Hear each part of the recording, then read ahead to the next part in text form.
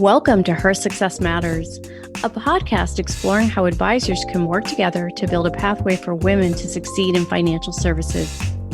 I am your host, Christine Shaw, Chief Executive Officer of Investment News. This podcast will give you rare insider access to the top financial services executives who are taking action to break down the barriers for the next generation of female advisors. You will also hear from some amazing and inspiring women who have forged their own pathway to success. Welcome to Her Success Matters. In this episode, we will discuss work-life balance as well as education. Women leaders all over the world have seen their lives become more complicated as they juggle responsibilities at both work and home, especially given our current remote environment. To help us understand how she manages her world as a female leader in FinTech and as a young mother while also pursuing her PhD, we welcome Mimi Nguyen as our guest today. Mimi is the co-founder of Monasearch, a FinTech headhunting firm that helps financial advisors build culturally diverse teams. Mimi, we are so thrilled to have you join us today. Welcome to Her Success Matters. Hi, Christine. Thank you for having me. So Mimi, please tell our listeners about your background and your journey to becoming the co-founder of Monasearch. My background is quite messy. If you look on the CV, you would say. So I started kind of a professional career in consulting, and I joined Accenture Analytics back then. Later moved to Accenture Management Consultant, and later joined Boston Consulting Group. And that all came from my bachelor studies, which was in quantitative methods. So I was trained in a more analytical kind of majors, looking into data. Back then it wasn't data science, it was quantitative methods. But later on, I decided to study arts, and I moved to an art university in Poland and in Berlin, which later led me to look into fintechs, into the startups team in London, where I joined Atlantic FinTech. In London, I later moved into game company, and all this experience had led me kind of understand how can we innovate and what is the secret ingredient of innovation. And I realized that the team is one of the key important things for companies that strive for innovation, that want to do something different. And what is the best makeup of the team? And that led me later to my PhD right now that I'm doing, specifically studying shared cognition in multidisciplinary teams. Well, first of all, Mimi, I would not describe your background as messy at all, but rather fascinating. And it's just amazing to learn about the different places you've been able to live and how you've been able to take your different skills that you've learned along the way and then find a really good purpose, which is on Monasearch and helping companies to build more culturally diverse teams. So tell our listeners a little bit about Monasearch and the mission and purpose for the company. Mm-hmm. So that also is very strongly related to what I'm trying to scientifically study, the teams, and then what is the best makeup of that. And that all came from this understanding that we have these all traditional executive search companies, and where they tend to have the magical black book of C-suite level people that they just reshuffle every 10 years to different organizations. And when we look into this shortlist, they tend to be very non-diverse because it's just their favorites there. And when we are talking now with different challengers, not only in fintech but in other industries, these are the opportunities that we see where we can challenge the way people are entering these companies, not from this old traditional black book of these non-diverse team members, but we can actually go out, track communities, track people from other organizations, not only traditional, but also challengers, and suggest them to our clients as a more diverse shortlist from which they can choose. And then based on that, they have a bigger opportunity to build a better team. It's interesting. This is so relevant at the moment. Even in our own teams lately, we've discovered being diverse is part of our DNA. But as we look at some of our events, we've been called out on social media recently for needing more diversity. And we talked about exactly what you're doing is putting the data and science behind it. And I think that part of the problem is we all talk about it, but we actually aren't doing a lot to track it. And I love the concept of putting data and analytics and science into the process to take it from more of an arbitrary discussion and into an actionable plan that's backed by data, because I think you get a much better outcome. And so it's no secret that's why you're focusing on fintech, because that industry or section, of course, is obsessed with data. And so you picked a great one to apply that to. But I also love that you talk about the magic black book. So you're taking a secret ingredients and combining the old school way with new school technology and data. Mm-hmm. Tremendous. So talk about some of the outcomes you're having and successes, and how you use those to push the firms you're working with to recruit and build culturally diverse teams. What we noticed recently is it's actually, again, back to all collaboration. So when we collaborate strongly with our clients, that's when the best things happen. So if there is communication between both of us, so that we as advisors, as someone who helps with talent acquisition, understand the culture of the client and understand really what they need, what they're looking for, that's easier for us to present that shortlist. So we're not basing our recommendation on this previous old practice when we have our favorites out there. And okay, this is the 10 best people on CV that would be good for you. But we kind of prefer to tailor the people that we introduce to companies based on the company itself. And that all relates heavily on the culture of the company, because as we know, every organization is different. Every organization has a different culture, and understanding that through collaboration or through the simple communication with us is the most important thing. And without that, I think that when bad things happens, like employee retention, people leaving companies because they don't fit culturally and they don't align with the values of the company. And I think that's the challenge for many consulting companies, many advisory companies who are coming as externals. But if we get the communication right, then I think we can bring some extra value with this through the lens of an external consultant. I agree. I'm curious, Mimi, is this a process and model that you could push out to other companies, or is this going to be specific to Monosearch? It would seem that this could really be adapted and licensed out to allow a lot of companies to benefit.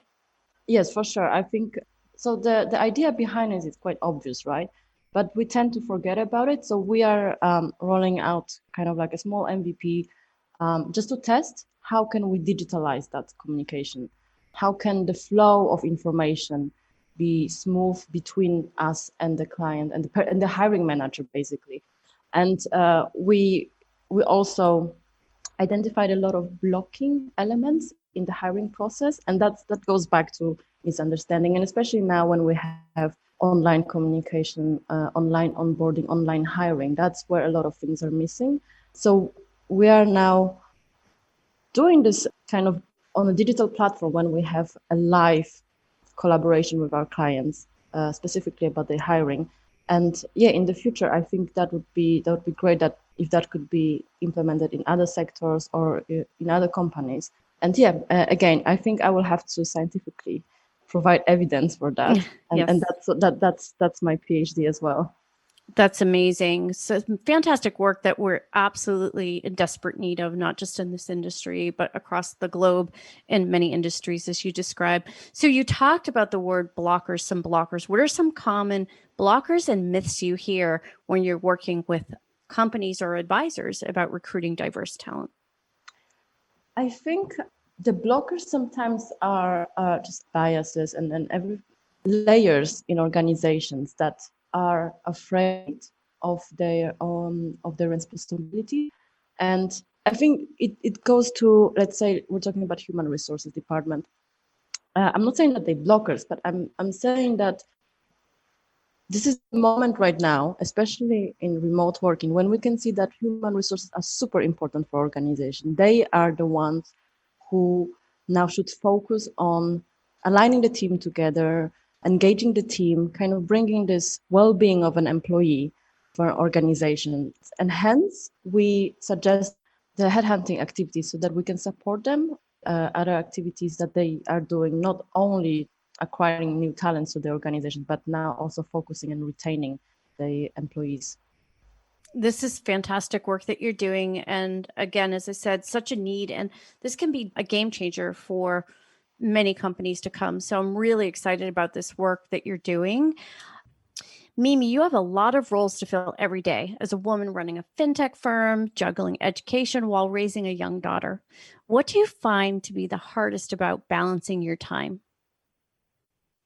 I think the hardest part for me is balancing this with childcare. I used to study and work before, or work in different projects simultaneously, but I think having that together with childcare is the most challenging thing for me, especially recently in the lockdown, when I think a lot of parents could agree with me that you are still full time working and trying to be engaged on calls on Zooms, and then you have kids running in the background, and that's the biggest problem, I think. When we talk about productivity, teamwork, work in general, we used to forget about that part of population of people who actually also are parents, and having maybe some empathy with that. I think we are changing due to the COVID situation, and maybe in the future this could be better resolved for parent employees.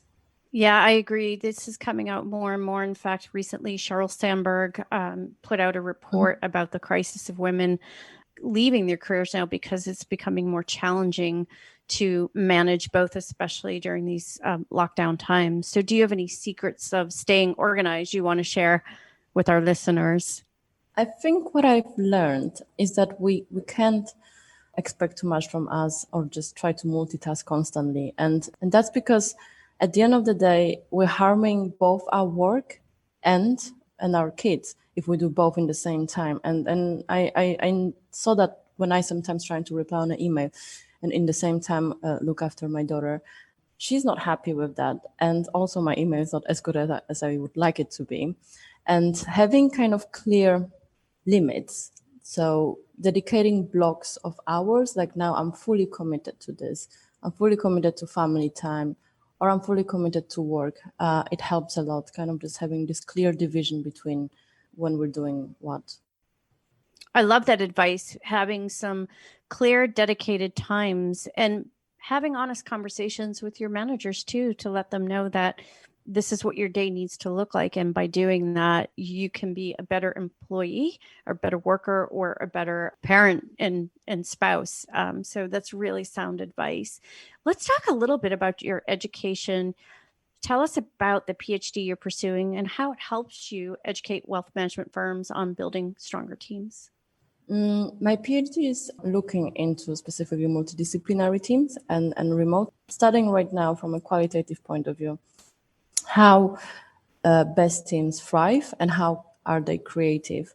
And what I so far realized is that when we talk about team, we tend to speak to managers and they have slightly different conditions of working than junior employees, and that's something that we need to remember, that when we design workspaces or we talk about remote working, there's always the different users of that system, and an organization is not only just directors who have gardens and big houses and childcare and then all these nice conditions when you can work online.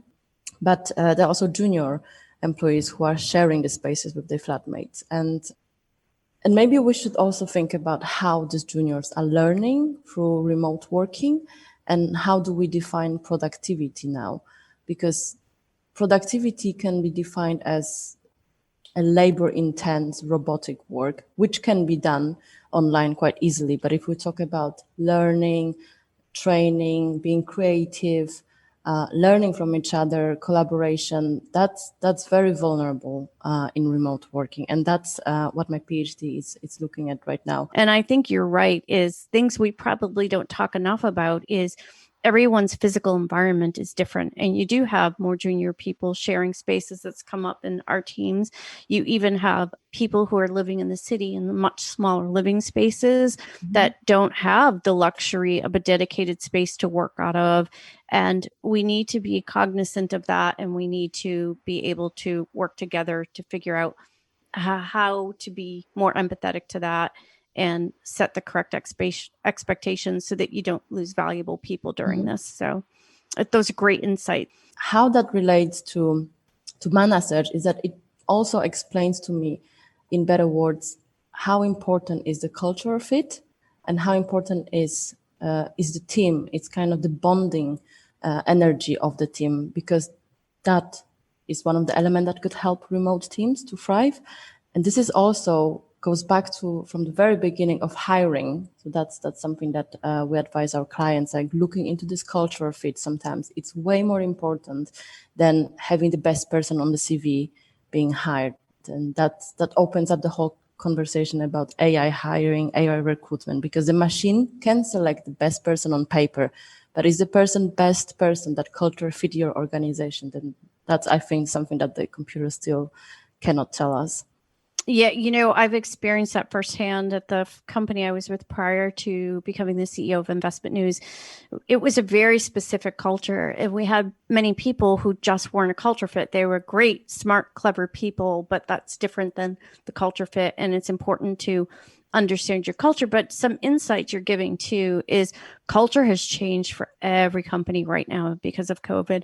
So let's talk a little bit. I know, and also through your education, you support young girls from their early years to be curious about topics like math and science through your role as an associate lecturer at London-based Central St. Martin's. So how did you become passionate about this and the work you do there?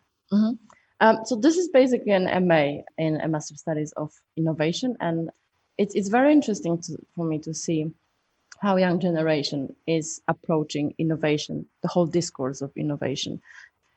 I'm lucky enough that this is Central St. Martin's is a college of University of Arts London, so we do have quite diverse students. It's not an engineering heavy based course when you have majority of male students. So I have this luxury to work with diverse teams at this university. However, what I'm trying to also say with this education is that we have female who are graduating from STEM subjects, but they don't progress in their careers in these organizations, in many tech teams or FinTech, for example, specifically in financial services.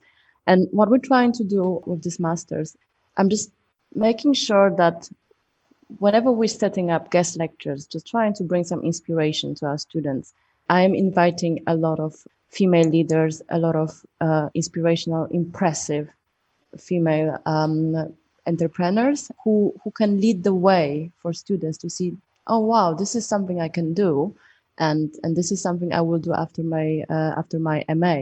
And I think promoting female leaders, it's one of the things that we can do right now, just to help a bit to increase the diversity of people who are applying to the sectors that are not really diverse.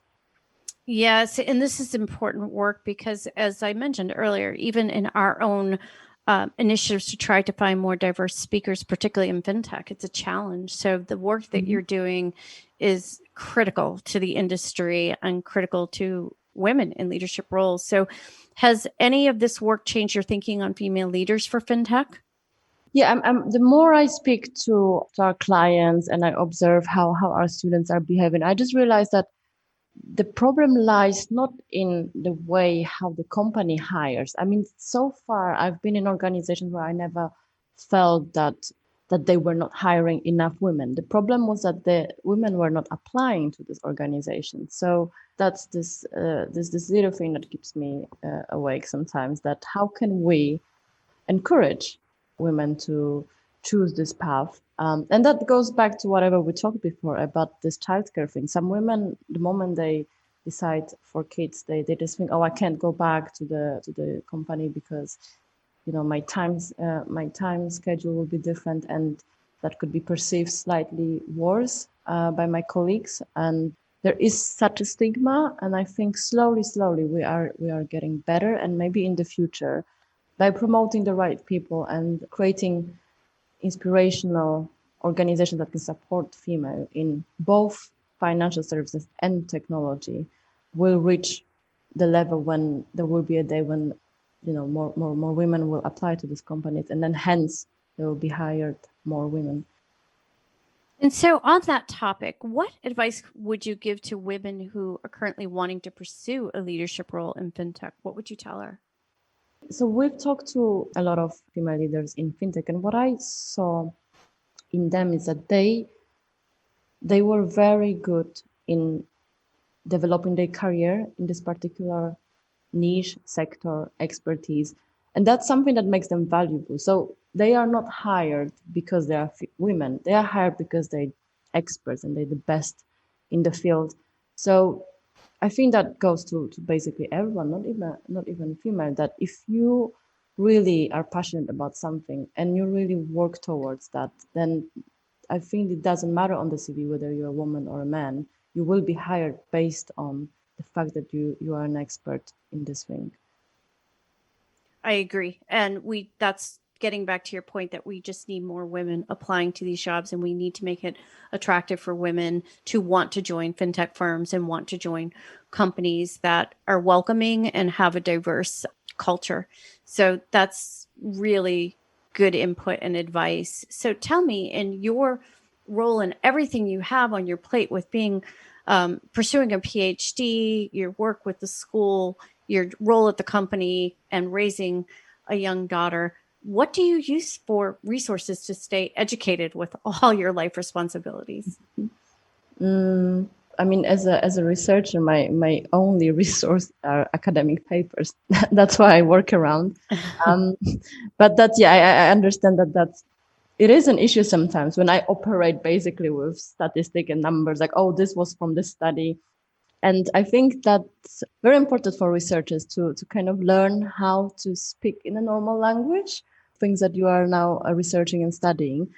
Because it's great that we're doing all this research, but it has to serve people. It has to be kind of also accessible for everyone else. I agree with that. And I think that even some of the work you're doing, hopefully, too, as it becomes more available and you do some trials on some of the data and analytics, that would be beneficial for everybody. So, and, Mimi, in this conversation, it occurs to me you would be a remarkable speaker for some of our fintech. So hopefully we can recruit you to speak at some of our fintech events, and you can be a resource of education for many men and women who are in this critical industry right now as we're thriving and building up a stronger industry to serve men and women. That So, would be amazing. Yeah, it's always yeah. great excuse to meet other people. Yes. But And so this has been a fantastic conversation. So we've talked about passion, having empathy, data behind everything you're doing, the data and science to it. So some really great insights that you've provided to our listeners today. And I want to hear in your words, my final question to all my guests are, tell me why you believe her success matters. for me, her success matters. It's the way we should promote female leaders, because by promoting females, her successes, we will bring inspiration to future generation to reach to their future successes. Thank you for that. And this has been a fantastic conversation today. I'm really excited. I'm so thrilled that we had the opportunity to talk and meet. And I just thank you for your time. Thank you so much again for having me. Thank you for listening to this episode of Her Success Matters. Click the subscribe button below to be notified when new episodes become available, and share this podcast with others that believe her success matters.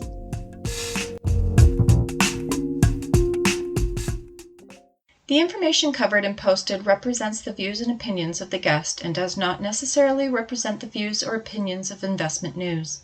The content has been made available for informational and educational purposes only. The content is not intended to be a substitute for professional investing advice. Always seek the advice of your financial advisor or other qualified financial service providers with any questions you may have regarding your investment planning.